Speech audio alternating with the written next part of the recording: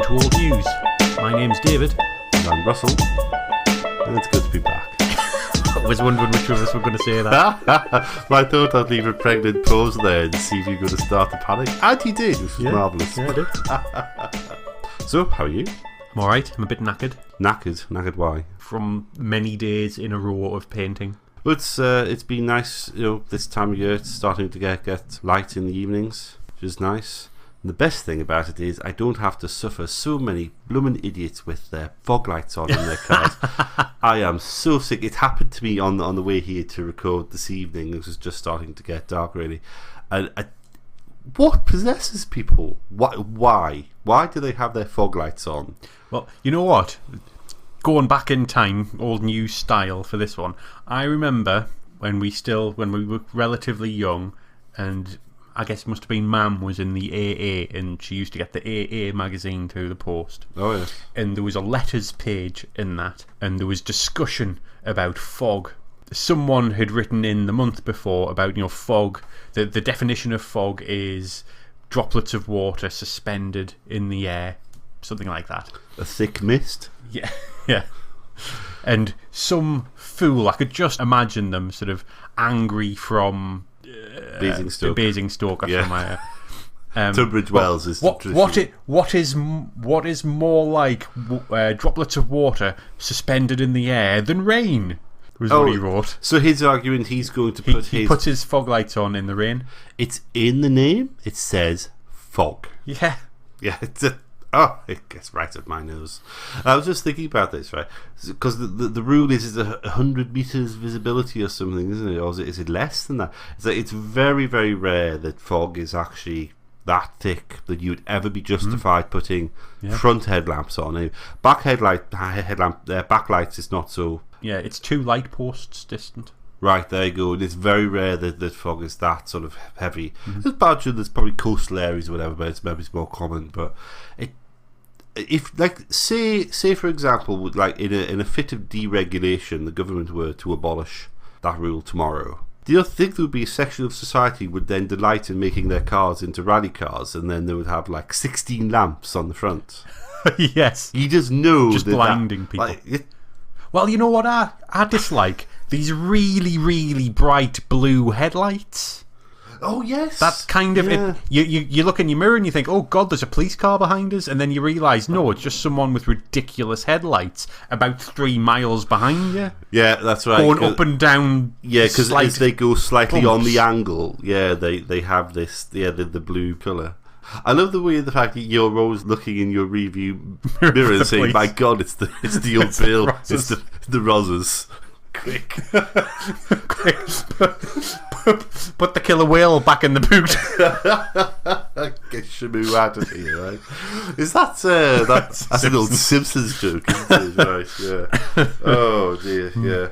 But if you're knackered because of decorating, I am slightly knackered because I spent a portion of my weekend shoveling compost into a wheelbarrow and humping it from one end of the village to the other. One of the things that amazed me though, compost was you'd think there would be an even spread of worms in compost. Compost is going right. Yeah, except there was actually a layer of worms, and there was bits of it where there was actually just solid balls of worms writhing in big clumps. Oh, I'm really glad I didn't help.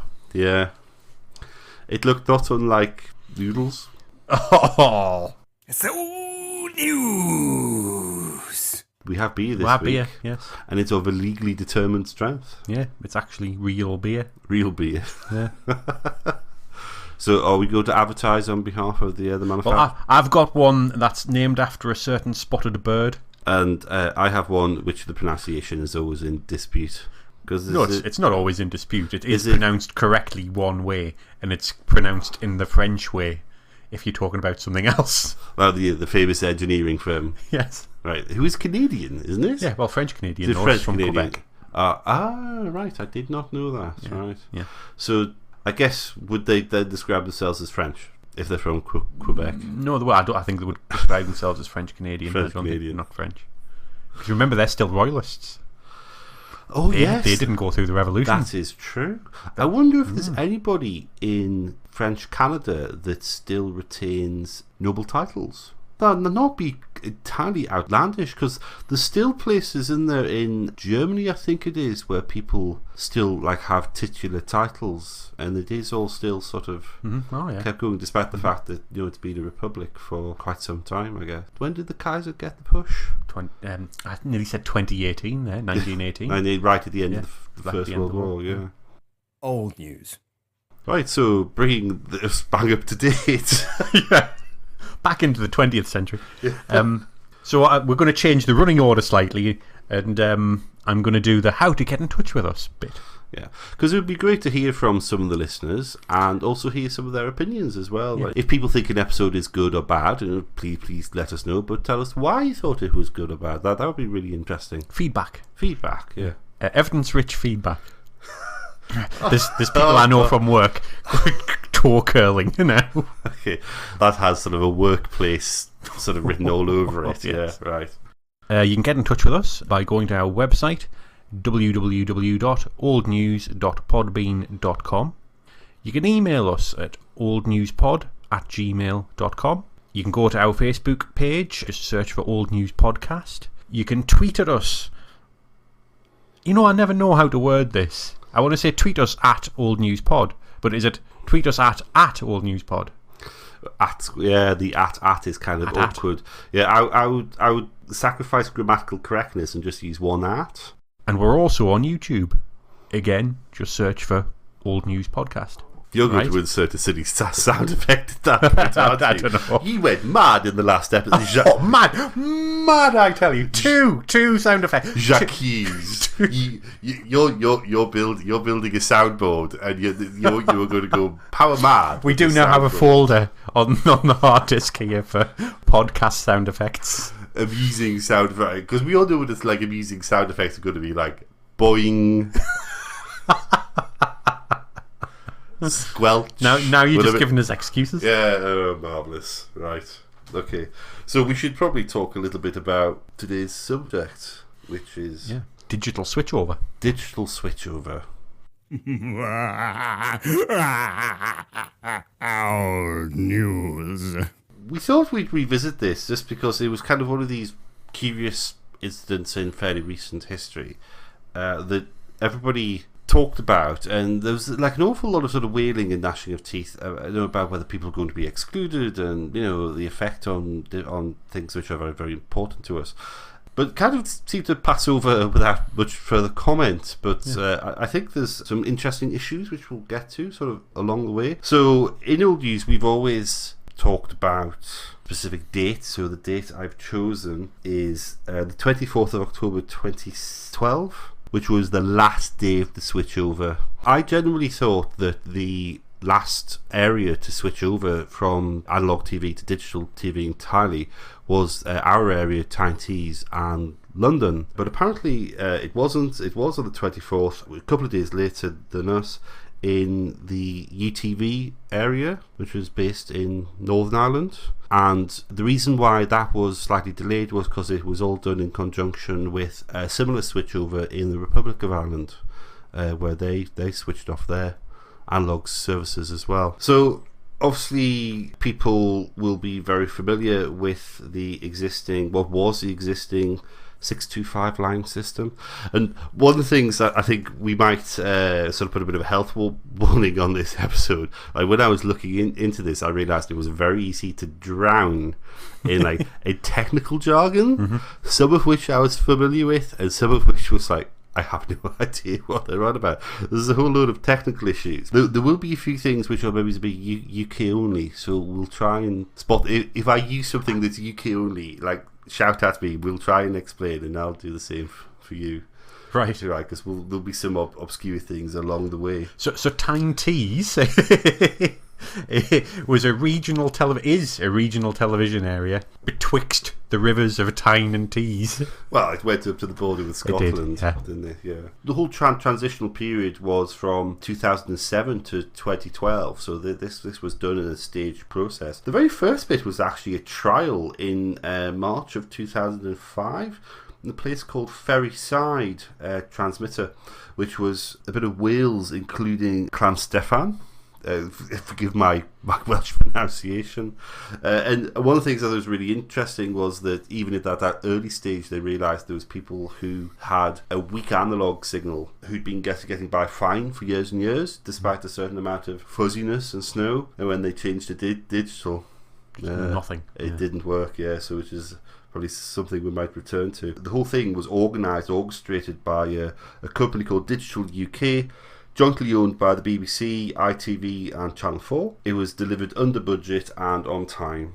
This wasn't the first time that the UK, and presumably other countries have similar things, that the UK had gone through similar processes. The first one I have, and this greatly amused me, was on the 11th of September 1935, which was the very first television broadcasts were in John Logie Baird's system with 30 lines. And I think the 30-line system was where they used to broadcast vision and audio alternatively on a couple of minutes by couple of minutes basis. That sounds really weird now, that you wouldn't have audio concurrent with the visual. But at the time, it would have been very similar to silent film. Yeah, I suppose, yeah. Because you would have scene would play out, card with speech, or setting. Meanwhile, back at the ranch, like traditionally, that just dawned on me. So then they moved to 240 lines. The Baird system was totally abandoned on Saturday, the 13th of Feb. 1937. When you go down the rabbit warren of let's research things which are slightly off the point. Like, one of the main reasons that the Baird system was gotten rid of was because it was incredibly cumbersome, and I didn't realise that in order to actually scan the image, they used to record with film, and then the film, while it would be instantly developed, and while it was still wet, would then run through the television scanner, right, and then be broadcast. So while you were broadcasting with the Baird system, you ended up with just like heaps and heaps and heaps of film on the floor. Right. Yeah, it's just what an utterly bizarre. It's totally cumbersome. The fact that you will not really get away from.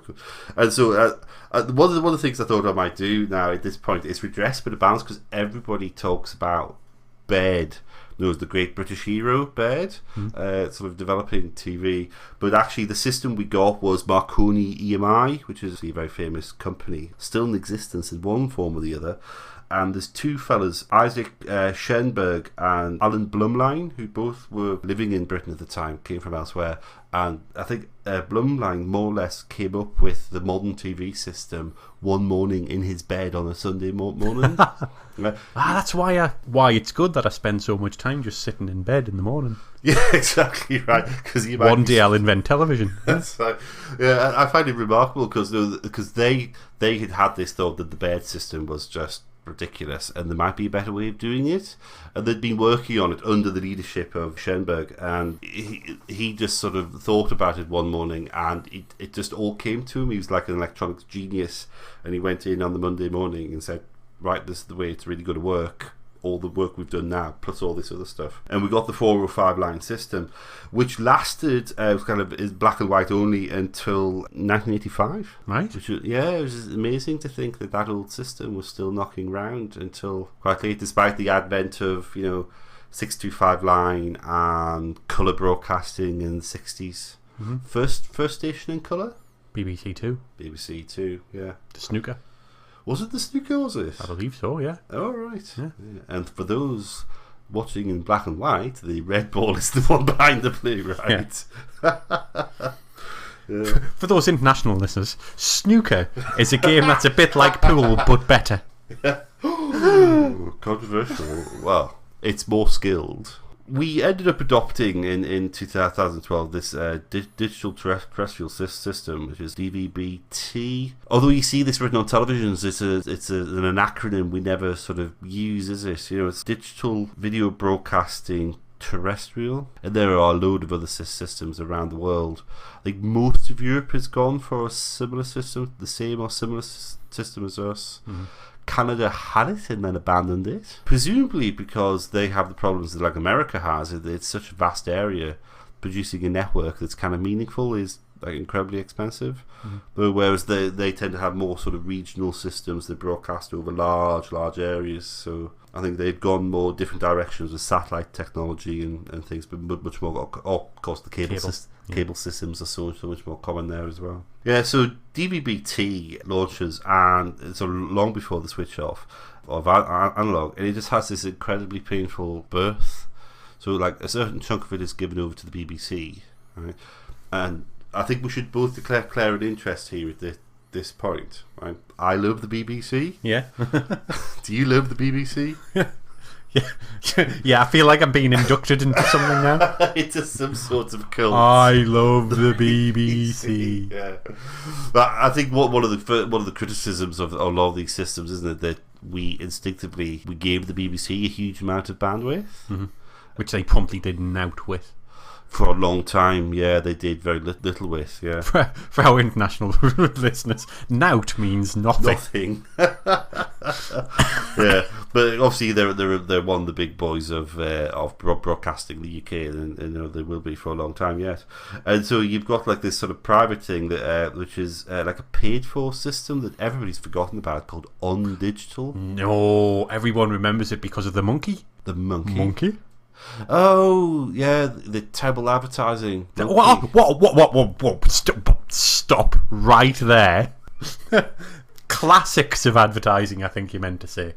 Was he? Isn't that where you were going? I guess, right. So wasn't this the cheeky monkey that then went on to advertise tea? He's still doing it as well, I think. Yeah, with PG Tips. Yeah, but who's the comedian? Vegas. Johnny Vegas. Yes. Yeah. For our international audience, Johnny Vegas is a well-regarded comedian. Who am I? Well regarded in air quotes. Well, I imagine they're. Well, I didn't do air quotes. You did air quotes. I imagine that humor doesn't really translate overseas particularly well.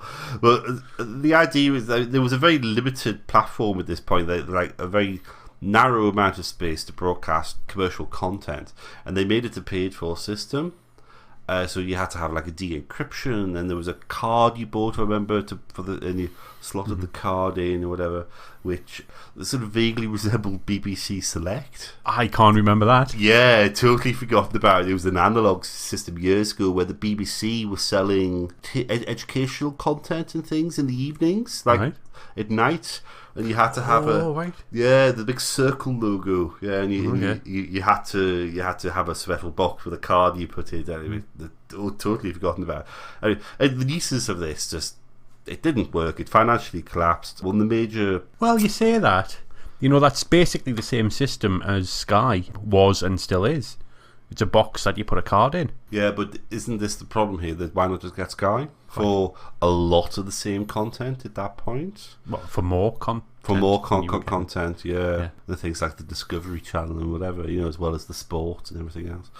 And so that collapses. One of the main shareholders in that is Granada Television, which is the local TV station around Manchester. But then it gets taken over by ITV Digital, and ITV, as a unified company at that point, then decides to try and make this work, and it financially collapses too. And then we move to the Freeview system, which is what we have now. You know, that it's just a free to air broadcaster, but the difference is that it's a digital platform rather than the old analog platform, because now it's a digital platform that we all have to use. I think the fact that it had such a troubled birth says something about its long-term future. I mean, the other aspect of its birth was like set-top boxes as well. Did you own a set-top box? Yes. Yeah. So before televisions had the circuitry built in, we all had to have these set-top boxes, right? Did you also have the thing where you could change the channel but not the volume? No, I think it had a I'm trying to remember. I think it had a volume control. Yeah, so mine, and I wasn't the only one. I realised there was a few models like this when I asked around, that you could change the channel on the set-top box, but you still had to use the TV remote for the sound. Like, this was doomed to failure. One thing I did quite quickly was I got a universal remote. Right. Like, programmed it up, and so you just pressed a button on the top and made it. I even set it up so there was magic buttons, and you could press a button and it would turn everything on and set everything to the right level and go to a channel that I liked. I think, yeah, exactly. I think one of the things that I think says something about the weakness of the system, still as it is, that Freeview still hasn't got like the coverage that the old analog systems had, despite like installation of multiple relays and whatever. It still hasn't quite worked. And the fact that we ended up with FreeSat, the free satellite system, as an alternative to all the broadcasters, BBC, ITV, Channel 4, they ended up having to produce another service to make sure that everybody has access to digital telly. Old news. That was kind of the digital switchover, and there was a huge amount of concern about people getting excluded and whatever. But one of the things which we thought we'd look at was the digital switchover, which didn't happen. So I wonder if you looked a little bit at that, didn't you? Which was the switchover on the radio. Yeah, the radio switchover. So often gets overlooked because so much listening is still being done on the old FM frequencies. Of course, there are digital radios. If you go and buy a radio now, they're invariably digital. Not always, though. Still a lot of quite often dual radios. In the same way we had an awful lot of radios were FM AM. Yeah. They're now DAB FM. Yeah. I did look up how many cars are sold with DAB radios, given that a lot of radio listening goes on in cars. And as of Q1 of 2016, 77% of all new cars sold had DAB radios fitted, which equates over the year, over 2016, to roughly 2.2 million cars, which is a lot, but it still leaves a lot of cars being sold without DAB radios. And you do wonder, with all the technology that goes into cars now, all the iPod connectivity and Bluetooth and all the rest of it. Why are cars still getting... It is... Because presumably it's slightly cheaper brands that sell them without... Well, it'll be the lower end cars. I mean, my car is a lower end car. Mine too. And it was sold... You had to get the model above, like the Super Duper model, to get the DAB radio. And it wasn't an optional extra, which I found odd as well. Add-ons, and it's actually bizarrely difficult, I think, to get your car radio upgraded. Yeah, you can go to Halfords and buy an aftermarket radio, but they never work as well. Yeah. They never ever work as well as a proper radio. Yeah. So I've never understood why you can't say at the garage, right, that's great, I'll have that car, but can you put a different kind of radio in, please? What do you think's driving this? Because it could be two things, couldn't it, right? Is there an associated cost with the installation of DAB? Like, are you buying licenses to fit chips? Well, that's a good point. Yeah, because there is the DAB consortium and that owns all that, right? So, or is it because there's not really enough actual demand, people saying, I insist we have DAB, it then just becomes an optional extra they can charge more for? Yeah. I just wonder if that's maybe the thing, And of course, what's always going to kill that demand is it's being overtaken by other technologies, isn't it? Yeah, internet radio. Yeah.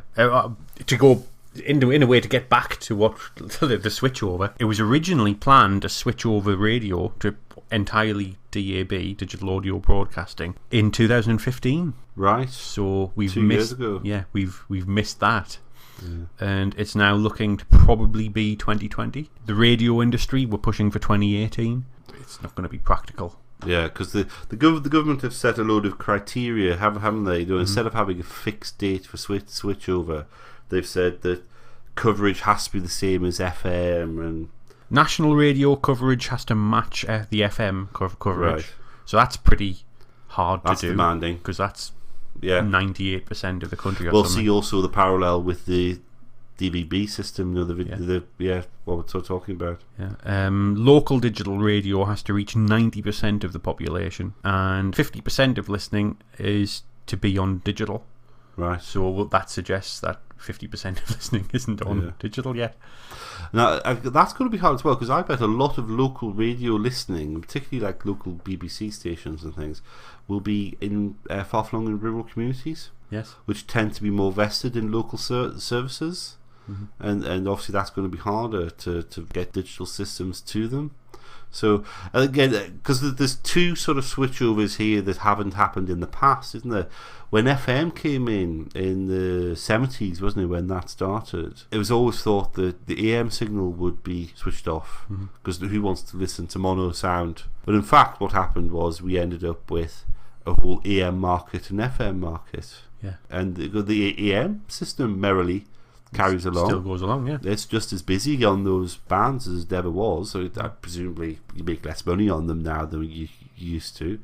So that switchover sort of in the 70s, 80s never really, or switch off, never happened. And then there was a switchover that never really happened. There was an alternative digital system for the AM band called DRM, which is long since forgotten about. But that was tested very briefly in Devon in the early 2000s, and then that never happened because we said, well, we're already going for DAB, so we're going to end up with like DAB and another digital system for the AM bands, and so that died the death as well. So it seems like switchover radio is quite hard because we're all quite vested in the existing systems, and maybe it's like FM's adequate in some ways. Yeah, and DAB, if you listen to the sound quality between an FM radio and DAB, there's either no noticeable difference, or in fact sometimes the FM sounds better. Yeah, because it's less compressed. Yeah, and famously is Radio 4, just like supposedly like a flagship service for the BBC, speech broadcasting. A lot of it is mono on the digital systems. So I know it's a weird thing, and I was just wondering whether we've had the digital switchover on television essentially forced upon us. And I was wondering if they'd allowed market forces to do it for us on television, would be in the same position. I think it would have still happened faster than radio, but you would still have lots and lots of particularly older people not moving. Buying a new telly, a high definition is, it's a look at me, look at my brilliant TV. So a lot of people would go out and purposely buy them because it's a sort of show-off purchase. Yeah. So I think more people would have bought them faster. To go back to the point of, is this like the last legs? How did you describe it?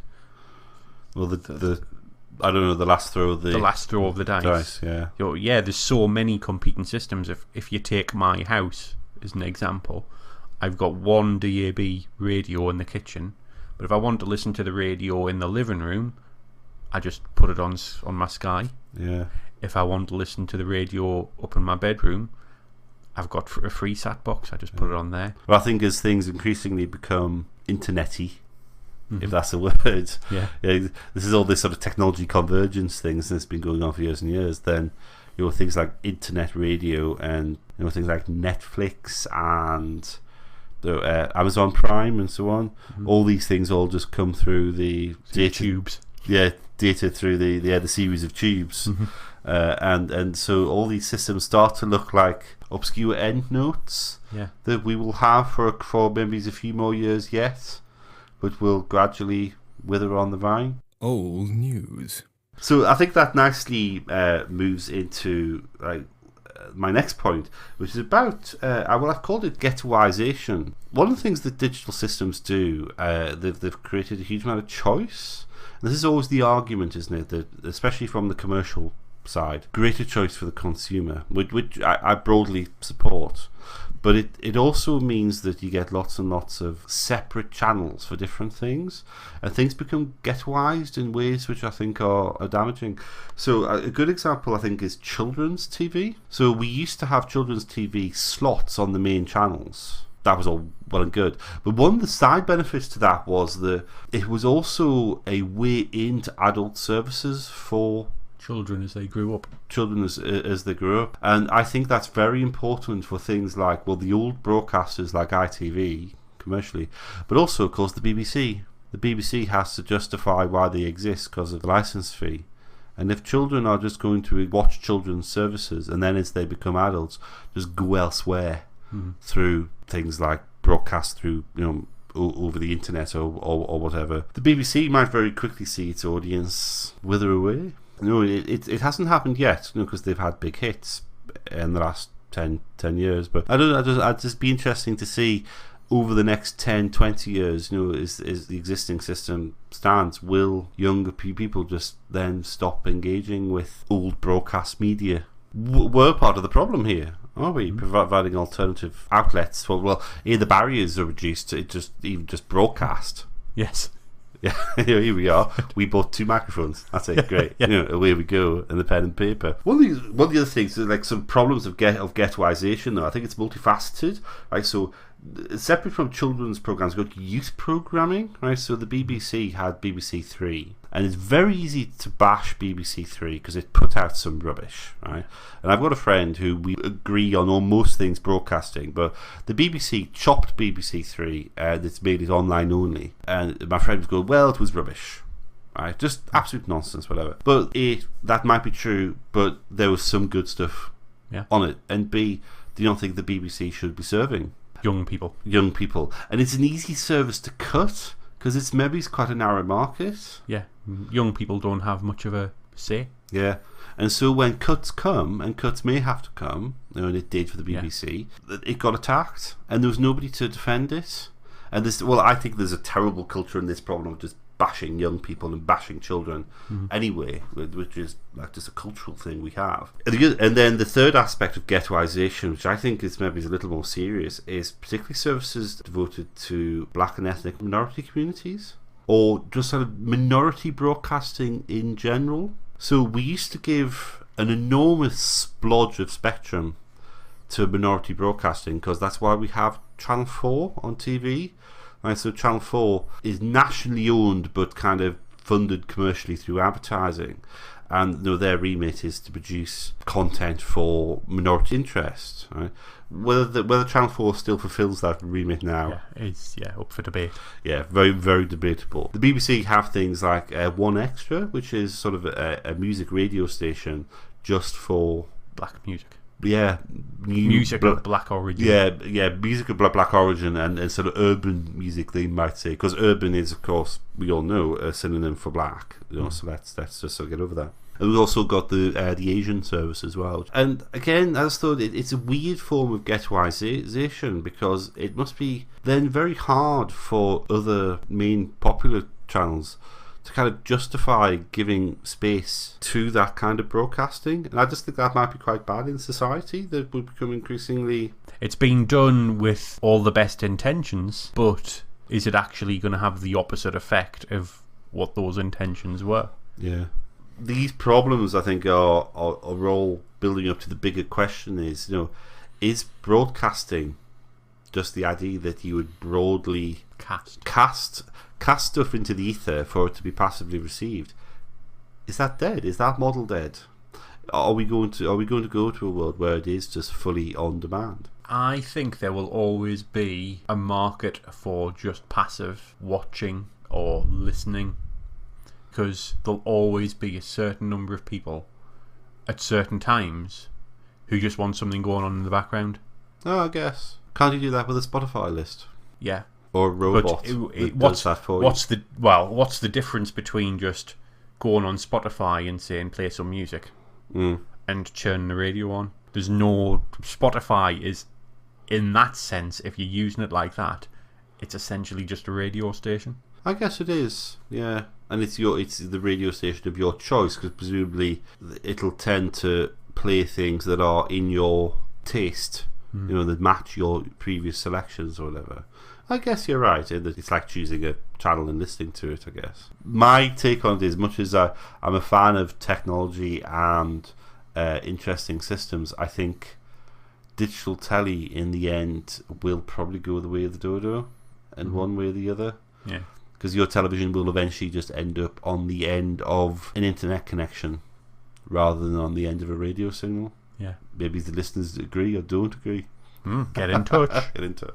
It's old news! So at this point of the proceedings, I guess it's kind of traditional to appeal to the listeners. We're always open to new ideas for topics for old news.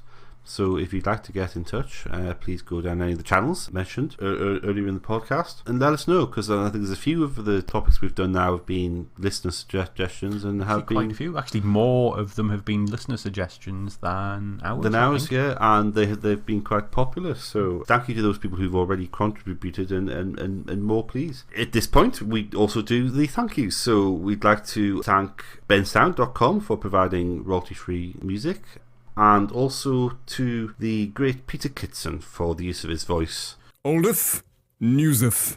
So in a huge change of pace for Old News, we've actually decided to plan ahead a little bit. We usually just decide the fortnight before the next one what we're going to do. So coming up in the next 2 episodes, we'll be looking at the breakup of Czechoslovakia, and after that, New Orleans and Louisiana after Hurricane Katrina. Katrina. If you'd got anything to add to either of those subjects, any insider knowledge that might help us, insider knowledge, or something, perhaps an aspect of it you'd like us to look at and reflect on in the past, that would be excellent. Get in touch. That's it. That is it, and that was Old News. Goodbye. Goodbye.